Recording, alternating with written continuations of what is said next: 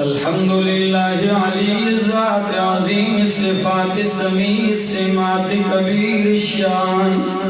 جليل القدر رفيع الذكر مطاع الأمر جليل البرهان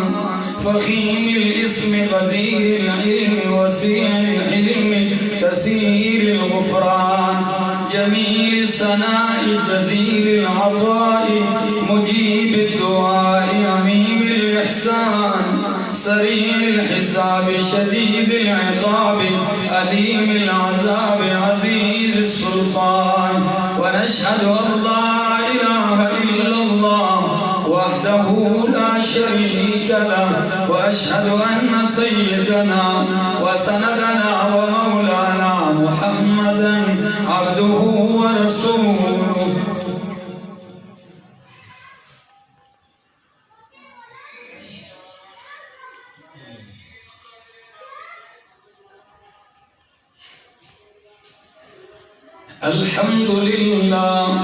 الحمد لله نحمده ونستعينه ونستغفره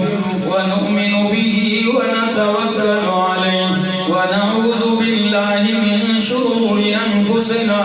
ومن سيئات أعمالنا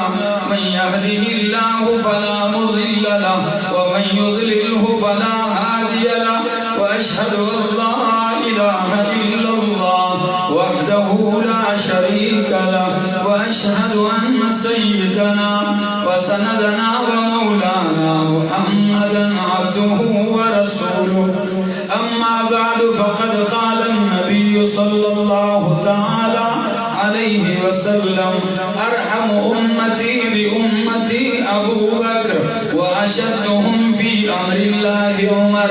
وأصدقهم حياء عثمان وأقضاهم علي وفاطمة سيدة نساء أهل الجنة وحمزة أسد الله وأسد رسوله رضوان الله تعالى عليهم أجمعين اللهم اغفر للعباس وولده مغفرة ظاهرة وباطنة لا تغادر ذنبا الله في أصحابي لا تتخذوهم من بعدي غرضا ومن أحبهم فبحبي أحبهم ومن أبغضهم فببغضي أبغضهم وخير أمتي قرني ثم الذين يلونهم ثم الذين يلونهم والسلطان المسلم ذل الله في الأرض من أهان سلطان الله في الأرض أهانه الله